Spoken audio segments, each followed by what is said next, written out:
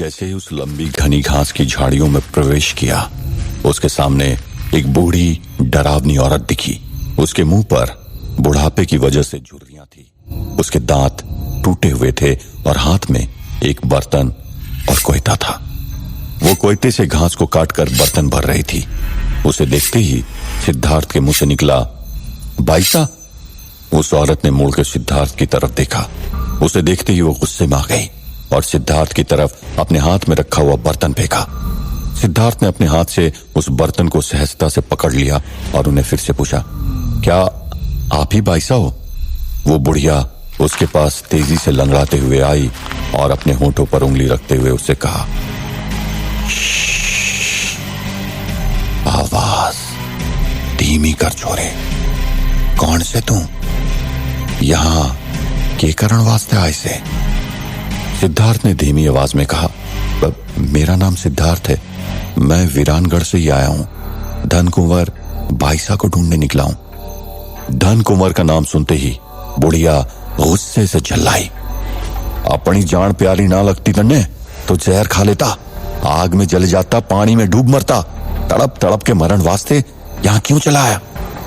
सिद्धार्थ ने कहा, वीरानगढ़ को श्राप मुक्त करने का प्रण लिया है।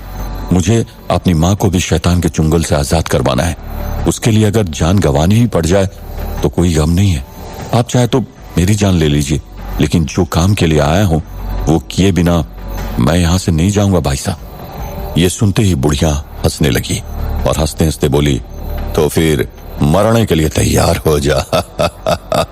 ये कहते ही बुढ़िया ने अपना कोयता उठाया और जोर से सिद्धार्थ के गले पर वार किया। सिद्धार्थ ने बचने की कोई कोशिश नहीं की, वो वैसे ही खड़ा रहा। बुढ़िया का हाथ उसके गले तक आकर अटक जाता है। उसने सिद्धार्थ को स्थिर देखकर अपना कोयता पीछे ले लिया और अचंभे से उसे देखने लगी। सिद्धार्थ ने हाथ जोड़कर उससे कहा, अब तो जान गई ना आप कि मुझे अपनी जान की कोई परवाह नहीं है। अब तो मेरी बात का जवाब दोगी ना बाईसा? बुढ़िया बोली, वो तो बाईसा जाने कि वो जवाब देगी या जान लेगी, क्योंकि मैं धन कुंवर बाईसा ना हूं, मैं तो चाकर हूं, मोती बाई। सिद्धार्थ सुन के सोच में पड़ गया कि उसने ये नाम पहले भी कहीं तो सुना था। सिद्धार्थ ने कहा, आप मुझे उनके पास ले जाएंगी? मोतीबाई ने कहा, बाईसा की चाकरी करके वैसे भी बहुत पाप करे हैं मैंने, मारे को और पाप में ना डाल छोड़े। सिद्धार्थ ने मोतीबाई से हाथ जोड़कर विनती की। वीरानगढ़ बचाने के लिए सिद्धार्थ के दिल में लगन देखकर मोतीबाई ने उसे अपने पीछे आने को कहा। वो लंगड़ाती हुई चलने लगी और सिद्धार्थ भी उनके पीछे चल पड़ा।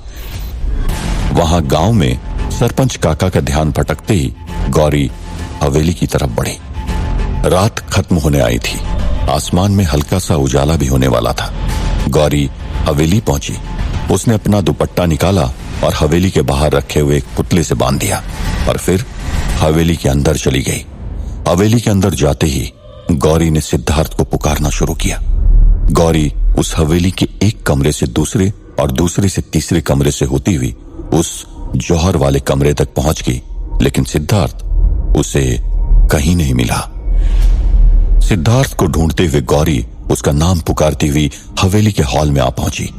वहां उसे अचानक किसी के भागने की आवाज आई। गौरी दौड़कर वहां गई, लेकिन वहां कोई नहीं दिखा।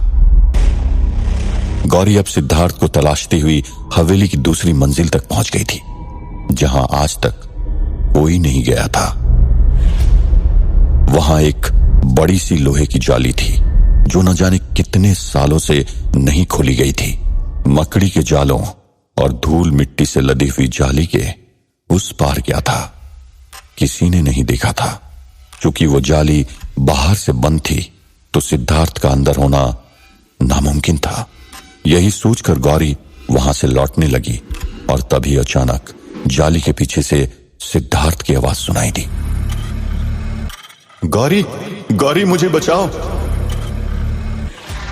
सिद्धार्थ की आवाज सुनकर वो चौंक गई। उसे यकीन हो गया कि सिद्धार्थ किसी मुसीबत में था। गौरी बिना देर किए उस जाली को खोलने लगी। बरसों से बंद उस जाली की कुंडी जाम हो गई थी और खुल नहीं रही थी। गौरी ने बगल में पड़ा हुआ लोखंड का सरिया उठाया और उससे उस कुंडी को खोलने की कोशिश करने लगी। उसी बीच भीतर से सिद्धार्थ की फिर एक बार आवाज आई, गौरी तुम कहां हो? जल्दी आओ, मुझे यहां से बचाओ गौरी। सिद्धार्थ की आवाज सुनकर गौरी और भी बेचैन हो गई। मैं अभी आई सिद्धार्थ, तुम देखो, बिल्कुल फिक्र ना करो, कहकर वो लोखंड के सरिये से उस कुंडी को जोरों से मारने लगी और आखिर वो कुंडी खुल गई। गौरी ने उस सरिये को फेंका और जाली को जोर से धक्का मारकर खोला और वो दौड़कर अंदर चली गई। उसे क्या पता था कि सिद्धार्थ वहां पर था ही नहीं। सिद्धार्थ मोतीबाई के पीछे पीछे चला जा रहा था। 6-7 फीट लंबी घनी घास के बीच से, जहां आजू बाजू घास को छोड़कर कुछ भी दूसरा नहीं दिख रहा था। करीब 1 मील तक चलने के बाद दोनों उस घास की झाड़ियों से बाहर निकले। बाहर निकलते ही सिद्धार्थ को एक काला दलदल जैसी जगह दिखी, जिससे भयंकर बदबू आ रही थी। उस दलदल में न जाने कितने जानवरों और इंसानों की हड्डियां दिख रही थी। वो काला दलदल ऐसा लग रहा था मानो लाखों लीटर काले इंजन ऑयल से भरा हुआ हो। वो दलदल उबल रहा था और उसमें से धुआं निकल रहा था। उस दलदल पर एक कमजोर पुल बना हुआ था, जिसके आगे छोटा सा पुराना जर्जर हो चुका एक किला था। मोतीबाई ने सिद्धार्थ से कहा, यहां से आगे थारे को अकेले जाना पड़ेगा, कारण जब तक बाईसा का हुक्म ना हो मैं वहां जा ना सकूं। संभाल कर जाना छोरे, वहां कदम कदम पे खतरों से। इस दलदल में गिरा तो मौत पक्की से, लेकिन ये मौत भी घनी अच्छी से, क्योंकि इसके आगे जो किला से है वहां जीना भी मुश्किल और मरना भी मुश्किल। वहीं मिलेगी तने धन कुंवर बाईसा किसी भी रूप में। सिद्धार्थ को यह सुनते ही पसीना आ गया, लेकिन बाईसा से मिले बिना और कोई चारा भी ना था। इसलिए उसने मोतीबाई को धन्यवाद कहा और उस दलदल के ऊपर बने पुल की ओर बढ़ने लगा। वहां गौरी सिद्धार्थ की आवाज सुन उस लोखंड की जाली के भीतर चली गई थी। अंदर एक पतला और लंबा पैसेज जैसा था, जिसकी दीवार पर रंग बिरंगे कांच लगे हुए थे। बाहर से आ रही सूरज की किरणों के कारण वो पूरा पैसेज रंग बिरंगा हो गया था। गौरी उस पैसेज से गुजरती हुई सामने के कमरे की तरफ बढ़ी। सिद्धार्थ को पुकारती हुई गौरी जैसे ही उस कमरे में पहुंची तो देखती है कि कमरे में ढेर सारा सामान था और सारा सामान सफेद कपड़ों से ढका हुआ था। गौरी भीतर जाने से हिचकिचाई और दरवाजे पर ही रुक गई। वो फिर से सिद्धार्थ को आवाज लगाती है, लेकिन इस बार कोई जवाब नहीं देता। गौरी ने 3 से 4 बार सिद्धार्थ को पुकारा, लेकिन कोई जवाब नहीं मिला। गौरी को पूरा यकीन था कि सिद्धार्थ वहीं कहीं फंसा हुआ था, इसलिए गौरी कमरे के अंदर गई। गौरी सफेद कपड़ों से ढके हुए सामान के बीच खड़ी थी। उसे वहां सिद्धार्थ का कोई नामो निशान नहीं दिखा, इसीलिए वो बाहर जाने के लिए मुड़ी तो उसे कमरे के एक कोने में कुछ चलता हुआ महसूस हुआ। गौरी ने जैसे ही उस तरफ देखा तो वो रुक गया। सिर्फ एक सफेद कपड़ा हिलता हुआ नजर आया। गौरी धीरे धीरे उस तरफ गई और डरते हुए धीरे धीरे उस कपड़े को उठाने के लिए हाथ बढ़ाया। उसके हाथ कांप रहे थे। हिम्मत दिखाते हुए गौरी ने झट से कपड़ा खींचा और देखा कि वहां पर सिर्फ एक बड़ी सी फूलदानी थी। गौरी की सांसों में सांस आई।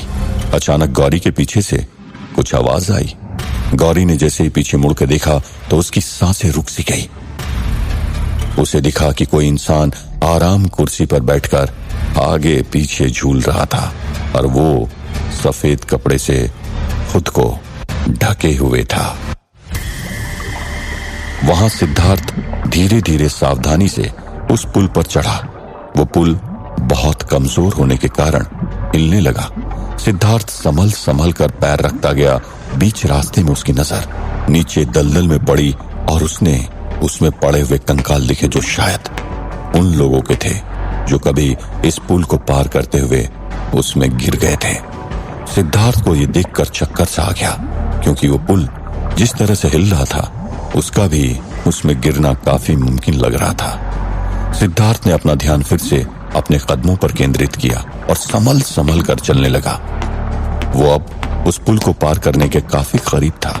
सिद्धार्थ का अब थोड़ा सा हौसला बढ़ा कि वो अब बिना गिरे पार कर ही जाएगा, लेकिन अचानक पुल का एक फर्श टूटा और सिद्धार्थ उसके साथ नीचे गिरा। सिद्धार्थ ने इन मौके पर पुल की रस्सी पकड़ ली और सिद्धार्थ लटकने लगा। सिद्धार्थ अब किसी भी वक्त उस दलदल में गिर सकता था।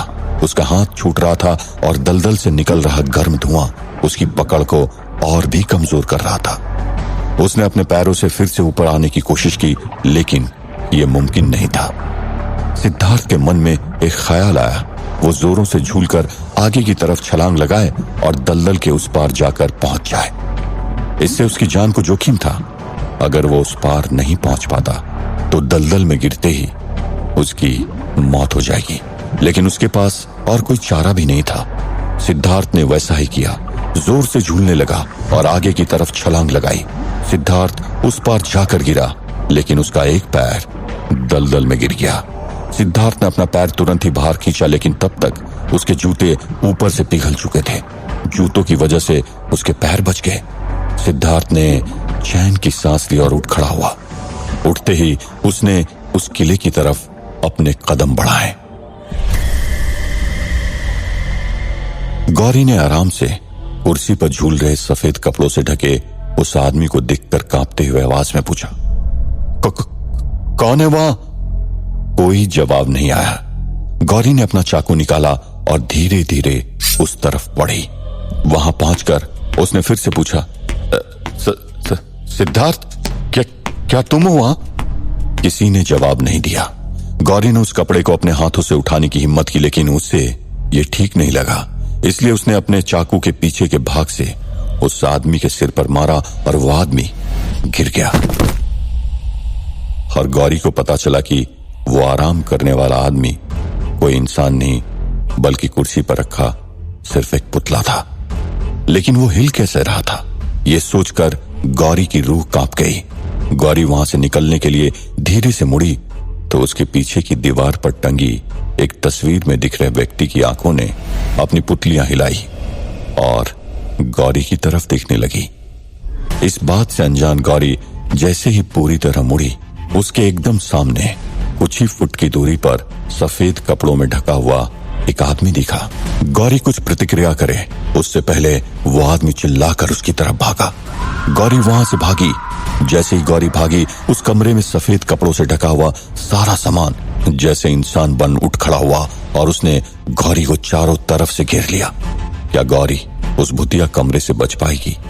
क्या सिद्धार्थ बाइसा को मिलकर जिंदा वापस लौट पाएगा? क्या उस दरवाजे की गुत्थी कभी सुलझेगी? जानने के लिए सुनते रहिए वीरानगढ़, ओनली ऑन पॉकेट FM।